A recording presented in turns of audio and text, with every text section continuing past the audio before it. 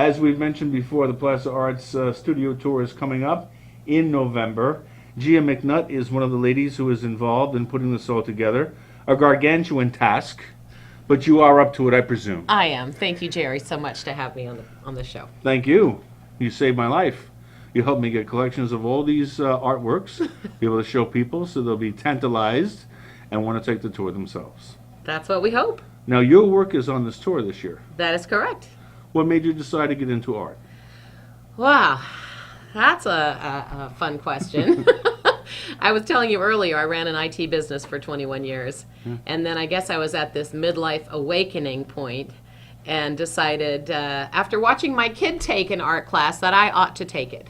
Okay. I took it, and here we are, 4 years later. My mother was also an artist, though, but maybe because she was an artist, I didn't think that was my future, because it was my mom's, you know. Sure. Yeah. What kind of thing do you like to portray, and what kind of medium do you prefer? I typically work in acrylic, Okay. and sometimes mixed media, which just means you can add a lot of different things to it. The subject matter I like to paint is pretty varied, but what's critical is that it has a lot of bright, vivid color, that it maybe captures some sort of emotion, and it could be a landscape, it could be a landscape with a person in it. It could be, I'm also going to dabble in some abstract stuff for the tour coming up. Oh, good. Yeah. Have you studied any abstract painters to try to get an idea where you'd like to go with it? Definitely. In fact, studying today is so easy because of the internet. I mean, back in the old days, people couldn't do that. Now I can just Google anything and even see how to do it on YouTube. Sure. But that said, nothing takes the place of a great art teacher. And I've been in some great classes as well, and it's really helpful. Now, you are familiar with and friends with some of these folks who appear. Yes. And we're going to be talking a little bit about some of the folks who first appeared on the show last week, which was when we went, we snuck in, like thieves in the night, we snuck in to Gallery IQ. They were expecting us. and they were kind enough, Ms. Swerdlow and Ms. Krebs were good enough to sit down and talk to us about the reception that happened last weekend, the upcoming tour, and the 18 artists that will be featured. So that's where we're going to begin. We're going to be talking about some of the artwork that you can see at Gallery IQ, then moving on to some of the work of the, what would it be, 61 other artists? There were 77 altogether. 77 altogether. Okay. In 40 locations. Now, are you going to have your studio open? Yes, I'll be located at the Newcastle Packing Shed Art Studios and Gallery, which is in downtown Newcastle. I've seen it. Yeah, be a few other artists there as well. You're right near Dirty Dingus McGee?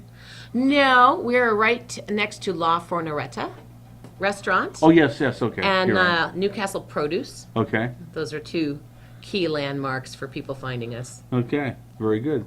So let's talk about some of the things that we did see there, beginning with your own. Okay. You have a piece of work called Open Heart. Yes. And tell us about it. Well, there is actually a good story to this. I had been through a dark period. And it was not, it was in that period of midlife awakening that I told you about. There were some pretty dark times, and I had gone with some friends, some girlfriends, to Treasure Island. And someone, for some reason, that day and that experience with those girls, I just felt joy for the first time in I don't know how long. And a friend snapped a photo of me, and it just captured this emotion of joy so much that I wanted to paint using the photo as a reference. And I think I really captured that joy. And people really remark on that when they see that piece. So Open Heart is kind of a remembrance of you're looking at a picture of yourself, in which you probably didn't recognize yourself at first. Yeah, it was just this crazy, triumphant joy, which I hadn't felt in a long time. Yeah. And you decided that that's what you wanted to express. Yes. Very nice photograph, but like I told, painting. But like I told you, I couldn't, I thought it was a sunrise, but it's a sunset, really? Well, it's actually, yes, it is a sunset. I don't know that the sun was really, where you saw the ball of sun setting. It was like a shimmering brightness over the water. Yeah. Yeah. Probably the most personal painting I've painted to date, and interestingly, I have sold many prints of that painting. Are you going to put it on for sale? The original is for sale. I kind of, in a way, don't hope it doesn't sell, but Sure, but it very is for personal. sale. Yes. Okay. Yeah. All right, let's move on to Moonlit. Yes. Tell us about Moonlit and Bobby. Bobby Pilliard. She's an amazing artist. She does oil, acrylic, and pastel. And in this painting, Moonlit, it's just got some lovely hues, different colors and textures, and her work is really extraordinary. She also has a nickname. It's her art nickname, and I learned it when we're on Facebook together. She's referred to as Zaga. That's her art name, and I just love that. And she's just a live wire, and her art is beautiful. Now, I thought I saw a few pieces of her work. She sticks to that theme of a moon that's shrouded in clouds and grayness, no? She doesn't stick to it, but in that email you were sent, there were two versions of that painting. Oh, I So see. that's probably why you thought that. Artists make two versions of a painting? No, but well, sometimes they do. Actually, artists often make a series. Okay. So someone may have the Moonlight series, for example, Sure. and then they might have several paintings in that series, or the Lady series, and there are several different types of, different ladies depicted.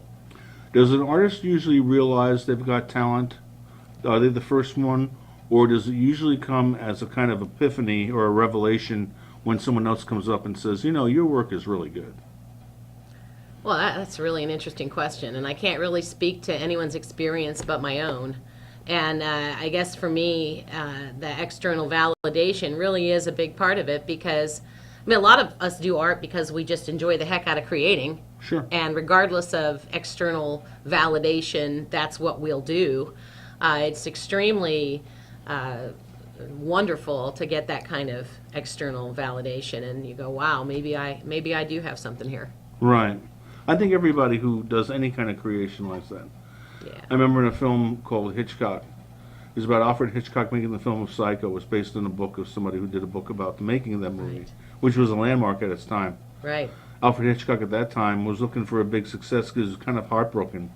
He would tell people, I've made them millions of dollars in Hollywood, and not once do they invite me to those horrid award shows and tell me I'm really good. And you got to think about a guy who's considered now a genius in film, just wanting for somebody to come up and say, you're really good. Yeah, that's heartbreaking. I mean, and so many artists become famous or are really recognized or lauded after they die. Bingo. So, I mean, and millions, hundreds of people. But, yeah, it is very nice to be acknowledged. Yeah, so Trisa is a fused glass artist, and she does a lot of different kinds of things. She does some functional art, plates and bowls and such. And Pears is one of those pieces where it is a functional piece of art, and it's beautiful. It's a beautiful depiction of still life, but made with fused glass. She also makes jewelry and a few other types of things like that. I'd hate to use that as a coaster. Well, I know. So many wonderful pieces of art that are functional art. I can't imagine. Okay, so some wood artists make these lovely cutting boards. The last thing in the world I want to do is cut on this fabulous piece of wood art. Exactly. So, but yeah, it is functional art, and people do use them. Okay. I don't think you want them in the dishwasher. No, I would put a couple of pears on there Right? and have a munch when you want. Exactly. Sargent and his creation wood. Yeah, so Phil Sargent is a wood turner, and he makes all manner of interesting things. This particular piece that we're looking at is a bowl, but it's got some really interesting leaves, I guess, coming out of it. Wood turning art is fascinating. It's to watch someone do it is really interesting. I'm not a wood turner. I can't describe how they do it, but what they come out with at the end is just beautiful. This looks like you used a piece of driftwood or something. Is that possible? It is very possible, and a lot of artists really like to use found objects in their art, and Oh, yeah. it's kind of neat to use something that was already something else. Mm-hmm. Okay, now one of my favorite artists who I always interview when he was at on tour at Finn Hall, and unfortunately Finn Hall is not being used this year. I was wondering. Craig Johnson Yeah. has one called Red Umbrella. Yes. This is a lovely piece of photography. Craig is a very talented photographer. I want to follow that person with the red umbrella and find out who they are and what is the scenario here. His photographs are all very intriguing. They make you want to enter the photograph and understand what's happening. I think it looks like some kind of street in a European setting. Sure does. Sure, archway, small Yep. street. And there's one person walking down who catches your eye Yeah. with the umbrella. The red umbrella. There was another one that I saw that I thought was very intriguing, very good. Tom's Fused Glass Bowl. Yes, another fused glass artist, again with a functional piece of work, but just beautiful. Fused glass is so seductive. I mean, it's just beautiful. I look at these things and it makes me want to be a fused glass artist. Okay. But it's beautiful cobalt blue and the fabulous lines in this piece. Again, I like you would wonder about should I really use it, but or maybe just have it displayed. Yeah. It's beautiful, beautiful work. Either that or just, get rid of the choice whatsoever and just give it as a gift and There you go. do what you want. There you go. Bird of Paradise. Yes. Tell us about it. So Emily Righetti is she does amazingly intricate work in mediums that are typically thought of as, and they are, hard and ceramic is not typically something that you see a lot of intricacy in the work. But she manages to make very delicate and intricate creations using ceramics and kiln-formed glass. So really interesting artist and very detailed and beautiful work. Now, this name is familiar because it's the name of one of my favorite of all time Al Pacino films, Scent of a Woman. And that character that he played there, the blind colonel, was based on a character that appeared in an old Italian film that I saw many, many years ago in Greenwich Village called Seven Beauties.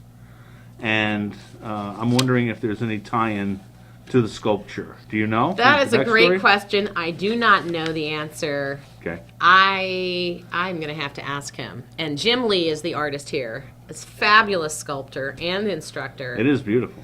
And I have actually taken a clay head sculpture course from him. Everyone comes out of that class with an amazing piece. He is truly an amazing sculptor and teacher, but I love the expressions he gets in the faces. Everything is full of expression and just really unique. All of his sculptures are really neat. You have to be more of a technician and a tactile person in order to create something like that. It's very tactile. Yeah. But I don't know about technician, but I will say that you've got the anatomy book out while you're doing this. Sure. And he's telling us about the mandible and how the ear joins here, and you start realizing that you never really looked at how an ear joins the face before. Sure. And he said from now on you'll start staring at people's ears and they're going to think you're weird. Those are just some of the artists we're reminding you that you can see down at Gallery IQ from now until the PlacerArts Studio Tour, which is November 11th, 12th, and 13th, 10 a.m. to 5 p.m., 77 artists in 40 locations. including you. Including me. Now, you're going to be meeting the people who come to see your art, Oh, heck yeah. and you're going to be engaging them in conversation as to some of your technique. Oh, yeah, possibly. They're not always interested in technique, so I try to let them lead the conversation to their interest. I've heard a variety of answers to this question, which everybody who does anything creative gets, including me. And that is, where do you get your ideas? A variety of different things. Certainly things that are just visually moving, like wow. And I love, my favorite types of things include water with sunlight reflecting, sunsets, for example. And so when we went to Venice, for example, this summer, that was just a cornucopia of visual splendor for me, as was the south of France with the rustic buildings and Yeah.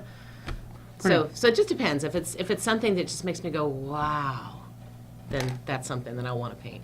Terrific. Now, your gallery, you also have a gallery. Yes, I'm at a studio gallery in Newcastle. Okay. Newcastle Packing Shed Art Studios and Gallery. There are 11 other artists there with me. Okay. And my studio partner, Rick Watson, is also on the tour, and he's an excellent oil artist. Terrific. Well, much luck on the tour. I hope you make a lot of sales. Thank you. Get some nice notoriety. I want to thank you for helping me in putting this show together so we can tell everybody about the great experience that people can have on this tour. I have attended it many times, covered it many times. I think it's terrific. I think it's one of the best things we have here. I want to thank you for making it come alive for so many people. Thank you, Gerry. Okay, ma'am. All right. Appreciate it. Thank you.